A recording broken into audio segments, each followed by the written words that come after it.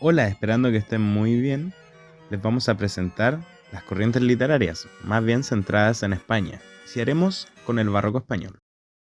El barroco español se compone por estar dentro del siglo de oro español, el cual es conocido por la gran cantidad y calidad literaria que había en aquella época. En este caso, se presenta al finales de este siglo de oro y termina conociéndose como aquel que aborda la decadencia de la época española. No hay una fecha clara donde comience y cuando termina, pero usualmente se la asocia dentro del siglo XVI hasta el siglo XVIII, donde son los fines del siglo XVI y los comienzos del siglo XVIII, tras bastantes guerras, epidemias, hambrunas y migración a ciudades principales, lo que aumenta la pobreza y la escasez. Pero también se le asocia al final de esta era a la muerte de Calderón de la Barca. De las características de este movimiento surgen en la forma de representar el pesimismo y el dolor de la época, su miseria y la decadencia. El teocentrismo se convierte en la fuente principal dentro del arte, para mantener la esperanza y poder siempre tener una expresión sagrada como un pilar fundamental en la vida de las personas y la sociedad. El barroco tiene un rechazo hacia lo vacío, pero tiene una exaltación a la religión y a los detalles. Tiene la intención de moralizar, a pesar de la complejidad. Exalta la realidad bajo una mirada idealista sobre la realista, a pesar de mantener la realidad como su base principal. La literatura en el barroco utiliza métodos que son basados en metáforas y tratar de resaltar la realidad española de la época, pero con mucha complejidad. Empezó con poesía y escritos complejos, lo cual dificultaba el acceso a los contenidos literarios y parte de esto fueron los recursos literarios abundantes en las obras, siendo una influencia mayor para la complejidad de estas mismas. Trata de abordar la vida diaria, la lucha, el sentir diario, la hambruna, la desesperanza, la moral, el pesimismo, la religión, la melancolía, el amor y la muerte. La literatura trata de ser un refugio de la realidad. La gramática propuesta por el andaluz Antonio de Nebrija influye de manera fundamental en los avances de los escritos de esta época y los futuros. Las obras más exponentes de esta época fue Don Quijote de la Mancha de Miguel de Cervantes, el cual se encuentra justo en el pasadizo del Renacimiento hacia el Barroco, lo cual le mantiene con características de ambas. Las principales características que tiene esta obra son el patriotismo, el amor, las aventuras, la forma de parodiar a la realidad. El patriotismo también es una característica fundamental de esta corriente literaria. Podemos apreciar los contrastes, siendo el más evidente Don Quijote de la Mancha y su compañero Sancho Panza. En otra forma de arte se encuentra la pintura, donde uno de los mayores exponentes es Diego Velázquez. En principio, sus pinturas resaltan bastantes detalles y sobre todo hay contrastes. No siempre son evidentes, pero usualmente están detrás de la propia intención de la obra. Por ejemplo, Las Meninas o la familia de Felipe IV presenta una realidad diferente a la que usualmente tendría una familia común dentro de la época. Nos muestra un contraste definitivo con la gente, aunque sea de manera indirecta, donde la familia de la realeza se nota que posee lujo sobre cualquier otra persona común de la época, lo que nos da un contraste en comparación a las familias que podrían haber en aquella época vulnerables. Luego del barroco tenemos el rococó. El rococó nace en Francia a principios del siglo XVIII, se desarrolló durante los reinados de Luis XV y Luis XVI como reacción al barroco clásico. Comenzó como arte decorativo, especialmente en interiores, y luego se expande a la arquitectura, la pintura y la literatura. El rococó se caracterizó por su alegría, gracia y ligereza, expresando el entretenimiento y la diversión de la élite. Predominaron el humor, la picardía y la relajación de la etiqueta, reflejándose en escenas pastoriles, aventuras sentimentales, vida doméstica y divertimentos. Se considera una corriente más bien hedonista que buscaba la delicadeza, la gracia, la sensualidad y lo sentimental.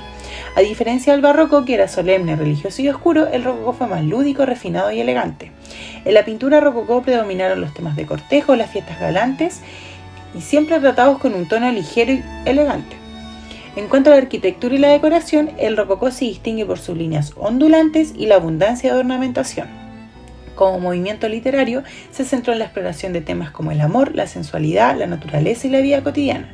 Se destacó por su estilo elegante y excesivamente ornamental. El rococó en España. La llegada de los Borbones al trono español trajo consigo un cambio significativo en las tendencias artísticas. Felipe V, el primer rey Borbón, y sus sucesores impulsaron una estrecha relación cultural con Francia, que incluía la adopción del estilo rococó. En España se destacan grandes obras arquitectónicas rococó. La primera es la fachada de la Catedral de Valencia, proyectada por el arquitecto alemán Konrad Rudolf. Otro espacio que tenemos es el Palacio Real de Madrid, en la cual la decoración de este espacio recae en el pintor Gasparini, quien había llegado de Nápoles con el rey en 1759. En el arte tenemos a Luis Paret y Alcázar, el cual nace y muere en Madrid y se convertiría en el mayor pintor español rococó, especialmente por sus cuadros de gabinete de tonalidades brillantes y una excepcional minuciosidad en los detalles. Aquí podemos observar una de sus obras, la cual es Carlos III comiendo ante su corte. El neoclasicismo nació en Europa en el siglo XVIII y se mantuvo hasta comienzos del XIX. Fue una continuación del clasicismo francés y apareció como una reacción contra los estilos barroco y rococó. El neoclasicismo buscaba inspiración en la antigua Grecia y Roma para aportar a sus obras armonía y simpleza, alejándose de los excesos decorativos. Este movimiento estuvo muy ligado a la Ilustración, una corriente cultural y filosófica que se regía por la razón y la lógica. Por eso, en la literatura neoclásica se prefirieron los textos con un fin didáctico y moral, evitando los excesos de sentimentalismo y dando más importancia a la prosa divulgativa y al ensayo. En España, el neoclasicismo empezó a sentirse con la llegada de la dinastía Borbón, después de los Habsburgo, con Felipe V y sobre todo con Carlos III. Se impulsó una renovación cultural que trajo artistas y estilos extranjeros, principalmente de Francia e Italia. Además, las excavaciones de Pompeya y Herculano, apoyadas por Carlos III, despertaron un enorme interés por el mundo greco-romano. También Roma se convirtió en un lugar de estudio y peregrinación con artistas y eruditos, quienes regresaban a sus países con nuevas ideas y un bagaje cultural enriquecido. Todo esto, junto con el espíritu de la Ilustración, creó un ambiente perfecto para retomar los valores clásicos de orden, razón y virtud. Un exponente de la literatura neoclásica en España es Leandro Fernández de Moratín, que con su obra El Cid de las Niñas utiliza la comedia y el humor para criticar los matrimonios concertados y la educación de las jóvenes en la época, promoviendo la razón y la libertad de elección, valores centrales de la Ilustración. Además de la literatura, la arquitectura en el país español también tuvo sus cambios y se introdujo en ellas obras arquitectónicas como el Observatorio Astronómico de Madrid por Juan de Villanueva, donde se puede percibir y ver claramente representado el estilo clásico tan característico de los imperios grecolatinos, pero en España. Ahora les hablaremos del prerromanticismo. El prerromanticismo fue un movimiento cultural y literario que precede al romanticismo, surgiendo en el siglo XVIII, sobre todo en Inglaterra, Francia y España. Pone en el primer plano la sensibilidad, la emoción y la expresión íntima de los sentimientos. Esta corriente se alejó de la grandeza, la austeridad y consigo los sentimientos que el neoclasicismo existente en la cultura que se conocía. Se basó en expresiones más sencillas, sinceras y naturales, reflejando los crecientes gustos de la clase media, que era la creciente burguesía de aquel entonces.